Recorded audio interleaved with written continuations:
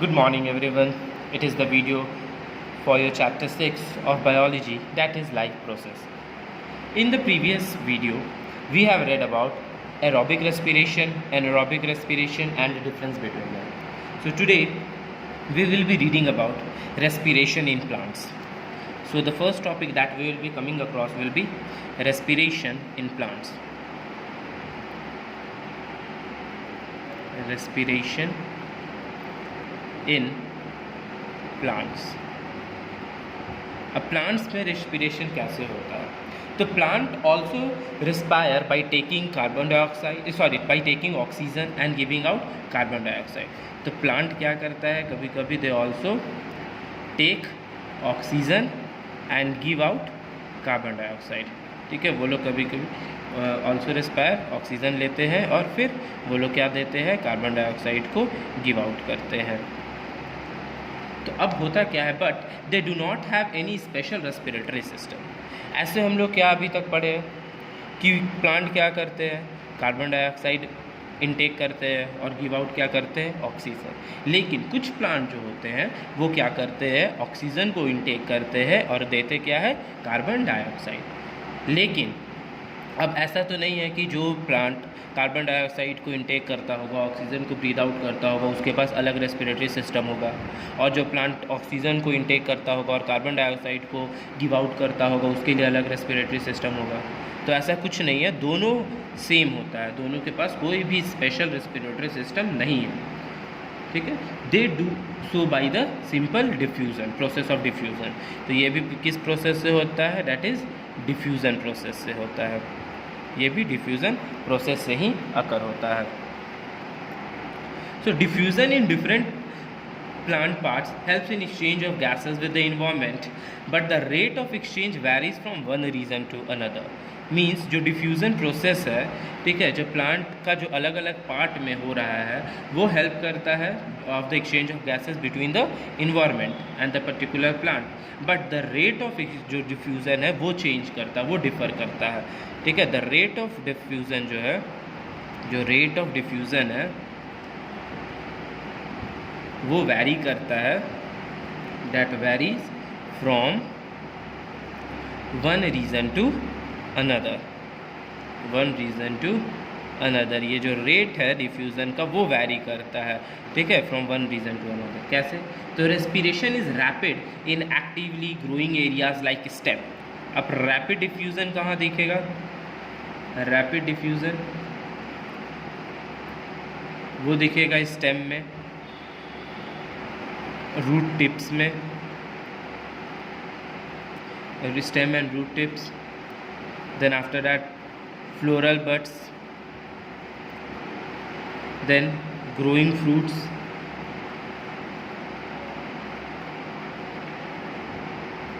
And germinating seeds.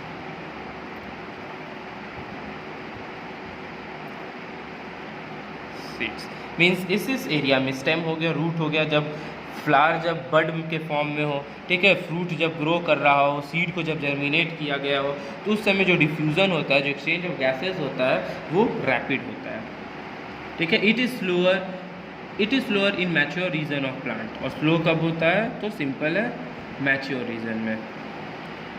Slower कब होता है, that is in mature region, mature regions of plant. तो respiration in plant is different from animals. ये तो हमको पता है, ह्यूमन बीइंग में बहुत सारे उसमें ऑर्गन्स इन्वॉल्व होते हैं. ठीक है, लेकिन प्लांट का और ह्यूमन का दोनों का डिफरेंस है. फॉर एग्जांपल अब डिफरेंसेस देखेंगे. ठीक है, डिफरेंसेस बिटवीन क्या, respiration of plants and humans, या एनिमल्स ले लेते हैं. So, in animals, respiration occur by certain organs. Animals में क्या होता है इन्वॉल्व, इधर एनिमल्स लिख देते हैं, इधर प्लांट लिख देते हैं. तो एनिमल्स में ऑर्गन्स इन्वॉल्व होते हैं. ठीक है, ऑर्गन्स इन्वॉल्व होता है. While in plant all the parts perform respiration. इसमें ऑल द पार्ट्स होता है.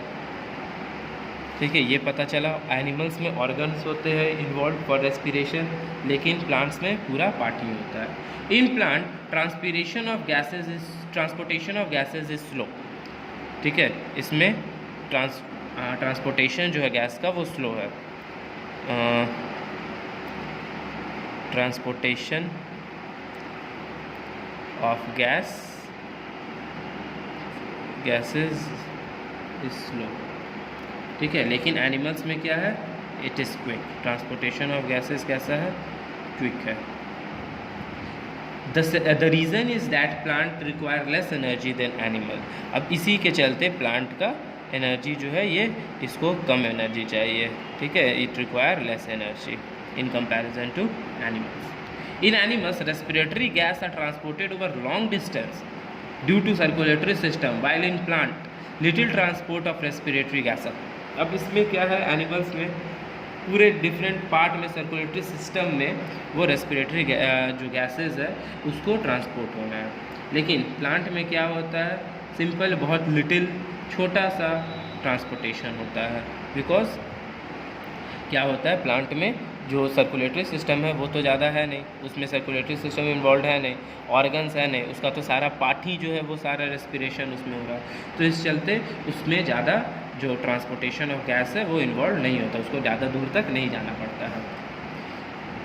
Then breathing is not involve in plant. इसमें ब्रीदिंग नहीं है, breathing not involve.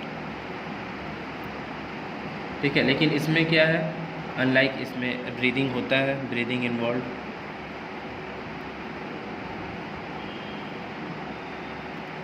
In plant the required oxygen is produce internally due to photosynthesis. ठीक है, जो required oxygen है, जो इसमें इसको ऑक्सीजन चाहिए, वो कहाँ प्रोड्यूस हो रहा है, तो फोटोसिंथेसिस के टाइम में ही जो ऑक्सीजन उसको चाहिए वो उसको मिल जा रहा है। लेकिन एनिमल में क्या होता है, the oxygen required for respiration is taken out from the atmosphere that through breathing. और इसको कहाँ से मिलता है, फ्रॉम द इन्वायरमेंट या एटमॉस्फेयर, इन्वायरमेंट लिख देते हैं। ठीक है, इसको इन्वायरमेंट से मिल रहा है एनिमल्स को, और इसको फोटोसिंथेसिस के टाइम में ही मिल जा रहा है। तो दीज आर द डिफरेंसेस। पहला, इसमें ऑर्गन्स इन्वॉल्व है, इसमें पूरा पार्ट ही होता है। इसमें ट्रांसपोर्टेशन ऑफ गैस स्लो है, इसमें ट्रांसपोर्टेशन ऑफ गैस फास्ट है। ठीक है, ब्रीदिंग इसमें इन्वॉल्व होता है, इसमें नहीं इन्वॉल्व होता है। एनिमल में रेस्पिरेटरी गैस जो होता है वो लॉन्गर डिस्टेंस तक ट्रैवल करता है, प्लांट में ज़्यादा डिस्टेंस तक नहीं ट्रैवल करना रहता है। इसमें जो ऑक्सीजन है वो कहाँ से लिया जाता है, थ्रू फ्रॉम द इन्वायरमेंट, और इसमें जो ऑक्सीजन है वो कहाँ से, तो फोटोसिंथेसिस प्रोसेस टाइम। नाउ अब सबसे पहला टॉपिक इसमें और पढ़ेंगे, सब topic, that is respiration through leaves and young stem. तो पहला क्या आ जाएगा, रेस्पिरेशन थ्रू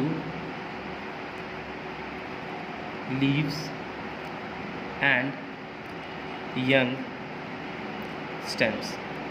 ठीक है, लीव्स से और यंग स्टेम से कैसे रेस्पिरेशन होता है, तो simple, in higher plants respiration में take place through the leaves. ठीक है, तो जो भी हायर प्लांट्स होता है, हायर प्लांट्स किसको बोलेंगे,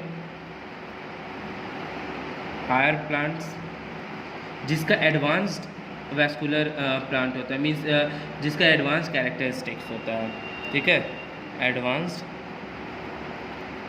कैरेक्टरिस्टिक्स। अब एडवांस्ड कैरेक्टरिस्टिक्स में कौन कौन आ जाएगा, ट्रीज़ आ जाएगा, श्रब्स आ जाएगा, हर्ब्स भी आता है। तो इसमें हायर प्लांट्स जो होता है वो ट्रीज़ हो जाएंगे। ठीक है, ट्रीज़ हो गया। आफ्टर दैट एग्जाम्पल में ट्रीज़, श्रब्स, ठीक है, फ्लावरिंग हर्ब्स, ये सब आ जाते हैं किसमें, हायर प्लांट्स में। तो in higher plants respiration mainly take place through leaves. तो ये सब में ज़्यादातर रेस्पिरेशन क्या से अकर होता है, लीव्स से अकर होता है। ठीक है, the gas enter and exit the plant through stomata. और लीव्स में क्या होता है, under side of the leaves that is stomata present होता है, जिसका काम क्या है, एक्सचेंज ऑफ गैस को परफॉर्म करना। तो सिंपल जो हमारा जो लीफ के अंडर साइड में जो स्टोमेटा होता है वो क्या करता है, दैट ओपन्स और close due to which exchange of gases take place करता है। Now stomata which are present on the surface of the leaf and young stem, तो ये दोनों में प्रेजेंट होता है, लीफ के सरफेस पे भी, लीफ सरफेस या फिर यंग स्टेम में, यंग स्टेम में, दोनों में ये प्रेजेंट होता है, लीफ सरफेस पे भी है, यंग स्टेम में भी। Each stomatal pore is bordered by a pair of kidney shape guard cell. अब हर एक स्टोमेटा के बगल में क्या होता है, स्टोमेटा के बगल में क्या होगा, गार्ड सेल प्रेजेंट होता है, ठीक है, गार्ड सेल। अब ये गार्ड सेल क्या करता है, प्रोटेक्ट करता है किसको, स्टोमेटा को। The opening and closing of stomata depend upon the change in the turgor pressure of these guard cell. तो ओपनिंग और क्लोजिंग जो है ना वो इसी पर डिपेंड करता है, इस पर जब प्रेशर होगा तभी ये ओपन और क्लोज होता है stomata. So as you can see, ये हमारा स्टोमेटा है, ये ओपन स्टोमेटा है और ये क्लोज स्टोमेटा है, और ये जो हमारा है ना ये गार्ड सेल है। इसी पर जब प्रेशर होता है तब क्या होता है, ये स्टोमेटा ओपन या फिर क्लोज होता है। एज यू कैन सी ये थिक इनर थिक वॉल है, ठीक है, ये न्यूक्लियस है, ये स्टोमेटल पोर है, ये ओपन स्टोमेटा, इसलिए इसका स्टोमेटल पोर दिख रहा है। देन ये मेरा गार्ड सेल है। एंड फाइनली फिर क्या करता है ये हमें ये जो लीफ है उसका जो स्टोमेटा अपैरेटस होता है उसका ओपनिंग और क्लोजिंग को ये गार्ड सेल क्या करता है, हेल्प करता है। Now respiration in leaves occur during the day as well as night. तो रेस्पिरेशन लीव्स में क्या होता है, respiration in leaves occur during day and night, दोनों समय होता है, दिन में भी होता है रात में भी होता है। But photosynthesis occur only during day time. याद रखिएगा रेस्पिरेशन दोनों टाइम हो रहा है, लेकिन फोटोसिंथेसिस जो हो रहा है वो सिर्फ डे टाइम में होता है। क्यों डे टाइम में होता है, बिकॉज नाइट में सनलाइट मिलेगा नहीं। अब सनलाइट मिलेगा नहीं तो ऑटोमेटिक है कि फोटोसिंथेसिस प्रोसेस अकर ही नहीं होगा, बिकॉज बिना सनलाइट के फोटोसिंथेसिस प्रोसेस अकर नहीं हो सकता है। So the net gases exchange from the leaf vary in day and night. तो जो गैसेस का जो एक्सचेंज है वो डे और नाइट में वैरी करता है। दिन में अब कैसा होगा, रात में कैसा होगा, ये हम पढ़ेंगे अब। तो पहला ड्यूरिंग द डे टाइम में क्या होता है, डे टाइम में the rate of photosynthesis much more than the rate of respiration. ठीक है, फोटोसिंथेसिस ज़्यादा होता है रेस्पिरेशन से, ठीक है, मच मोर बहुत ज़्यादा होता है रेस्पिरेशन से। In day time total carbon dioxide produce during respiration is use by the plant in photosynthesis. ठीक है, तो दिन में जो भी कार्बन डाइऑक्साइड प्रोड्यूस हो रहा है वो सारा क्या हो जा रहा है, फोटोसिंथेसिस प्रोसेस में यूज़ हो जा रहा है। ठीक है, the CO2 is not release in the environment. तो इससे ये पता चलता है कि दिन टाइम में CO2 उतना रिलीज़ नहीं होता है, क्योंकि जितना भी कार्बन डाइऑक्साइड रिलीज़ हो रहा है वो सारा यूटिलाइज हो रहा है किस प्रोसेस में, फोटोसिंथेसिस प्रोसेस में। At night no photosynthesis but only respiration take place. ठीक है, और दिन रात के समय एट नाइट फोटोसिंथेसिस होता ही नहीं है, सिर्फ क्या होता है, रेस्पिरेशन। तो जो भी कार्बन डाइऑक्साइड है वो सिंपल रिलीज़ कहाँ हो जा रहा है, ये सारा इन्वायरमेंट में रिलीज़ हो रहा है। ठीक है, ये इन्वायरमेंट में डायरेक्टली रिलीज हो जा रहा है। लेकिन दिन टाइम में जो भी कार्बन डाइऑक्साइड प्रोड्यूस हो रहा है रेस्पिरेशन प्रोसेस में वो सारा यूटिलाइज हो जा रहा है फोटोसिंथेसिस में। लेकिन रात में फोटोसिंथेसिस प्रोसेस नहीं होता है, इसलिए जो भी कार्बन डाइऑक्साइड प्रोड्यूस हो रहा है वो रेस्पिरेशन से जो प्रोड्यूस हो रहा है वो डायरेक्टली इन्वायरमेंट में रिलीज़ हो जाता है। Got it? इसीलिए बोला जाता है कि at night we should not sleep under the tree, because carbon dioxide बहुत ज़्यादा रिलीज़ होगा, जो हम लोग इनहेल करेंगे तो हम लोग बीमार पड़ सकते हैं ना। अभी हम लोग पढ़े through leaves and young stem. अब सेकेंड हम लोग पढ़ेंगे that will be through root hair. Through root hair, ठीक है। अब रूट में हेयर प्रेजेंट होता है, उससे कैसे होता है, तो जब भी कोई अगर सपोज एक ये ट्री ग्रो करेगा तो ट्री के अंदर में जो रूट्स होंगे उसमें बहुत सारे हेयर्स होते हैं प्रेजेंट, ठीक है। There are various 2 types of root, fibrous root and tap root. Fibrous root तो पूरा यहीं से वो लेयर ही डायरेक्टली हेयर ही होता है, लेकिन टैप रूट में क्या होता है, एक मेन रूट होता है और उसमें फिर हेयर्स प्रेजेंट होते हैं। Now respiration also take place through root, ठीक है। रेस्पिरेशन लीफ से भी होता है, यंग स्टेम से भी होता है, और रेस्पिरेशन रूट से भी होता है, ठीक है। रूट से भी होता है। Root hair are present on the surface of young stem. जो रूट का हेयर है, रूट हेयर है, वो कहाँ प्रेजेंट होता है, यंग रूट में प्रेजेंट होता है। जो यंग रूट्स होता है उसमें प्रेजेंट होगा root hair. Their surface is permeable to metabolic gas that is oxygen and carbon dioxide. तो उस जो रूट यंग रूट है उसका जो सरफेस है वो कैसा होता है, वो परमिएबल होता है, ठीक है। परमिएबल होता है। Permeable means what, allowing liquid और gas to pass through it, ठीक है। तो ये परमिएबल होने के कारण इसमें गैसेज इजीली पास कर जाते हैं। तो ऑक्सीजन है और जो कार्बन डाइऑक्साइड है वो इजीली ये दो गैस उसमें पास करते हैं। So oxygen present in between the soil particle diffuses into the root through root hair and reaches the other cell of the root। अब क्या होता है, सॉइल में क्या प्रेजेंट है, सॉइल का जो गैप है उसमें ऑक्सीजन प्रेजेंट है, ठीक है। अब पर्टिकुलर सपोज ऑक्सीजन प्रेजेंट है उसमें, तो जो रूट है, रूट क्या करेगा, उस ऑक्सीजन को डिफ्यूज़न प्रोसेस से अपने अंदर एक्सपायर करेगा। अब वो फिर रूट में कैसे वो आया, तो रूट हेयर के हेल्प से आया, ठीक है। रूट हेयर्स तो बहुत नीचे तक है, तो रूट हेयर के हेल्प से वो कहाँ आएगा, रूट में आएगा। एंड फाइनली फिर रूट से वो कहाँ जाएगा, other cell of the root, ठीक है। Other cell of the root में वो जाएगा, other cells of the root इसमें चला जाएगा। तो याद रखिए सॉइल में ऑक्सीजन प्रेजेंट है, ऑक्सीजन को एक्सचेंज कौन करेगा, that is root hair. Root hair उसको लेगा। रूट हेयर लेने के बाद सिंस वो परमिएबल है तो उसमें ऑक्सीजन और कार्बन डाइऑक्साइड ईजिली एक्सचेंज हो सकता है। तो रूट हेयर से वो कहाँ जाएगा, रूट में जाएगा, रूट से फिर other cell of the root में जाता है। Carbon dioxide produce by the root cell also moved out from the root hair.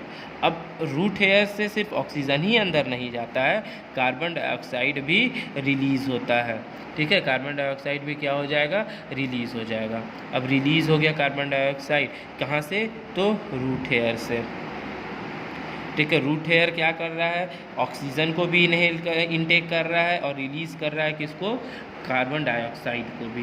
तो इसी चलते इसे ये पता चलता है कि रूट से भी एक्सचेंज ऑफ गैसेस होता है, क्योंकि ऑक्सीजन भी वो इनटेक कर रहा है, कार्बन डाइऑक्साइड वो गिव आउट कर रहा है। तो इससे ये पता चला कि एक्सचेंज ऑफ गैसेस हो रहा है, ठीक है। In the condition like water logging. अब मान लो वाटर लॉगिंग हो गया, कहीं बारिश का पानी जमा हो गया या किसी चीज़ का भी पानी जमा हो गया, फ्लडिंग हो गया, तो वाटर लॉगिंग में अब क्या होगा, oxygen is not available to the root for aerobic respiration. अब वहाँ तो सिर्फ पानी भरा हुआ है मिट्टी में, तो ऑक्सीजन तो है नहीं यहाँ पर, तो अब कैसे रूट रेस्पायर करेगा, तो thus they respire and aerobically and produce alcoholic product due to which plant may wither or die।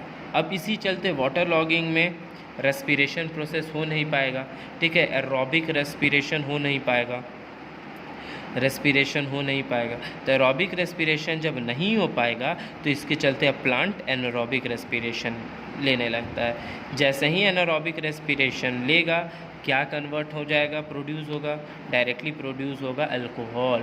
अब अल्कोहल जैसे ही प्रोड्यूस होगा, अल्कोहल प्रोड्यूस होगा, प्लांट या तो फिर डाई कर जाता है, ठीक है, वो डाई कर जाएगा। समझ में आया। Now next is third, through lenticels. Through lenticels. अब लेंटिसल्स में कैसे होगा, तो लेंटिसल्स। अब लेंटिसल्स में क्या, लेंटिसल्स होता क्या है, तो spongy area present in the woody surface of stem, ठीक है। ये कहाँ प्रेजेंट होता है, स्टेम्स में प्रेजेंट होता है ये लेंटिसल्स।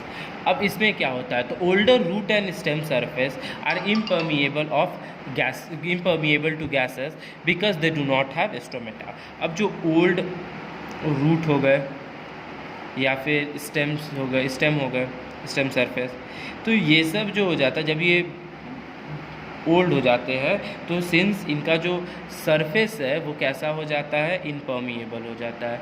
इनपर्मिएबल का मतलब क्या हो जाएगा, अब इसमें एक्सचेंज ऑफ गैसेस नहीं हो सकता है, ठीक है। एक्सचेंज ऑफ गैसेस नहीं होगा, एक्सचेंज ऑफ गैसेस नहीं होगा। अब जब एक्सचेंज ऑफ गैसेस नहीं हो रहा है, क्यों नहीं हो रहा है? क्योंकि इसमें स्टोमेटा प्रेजेंट नहीं है।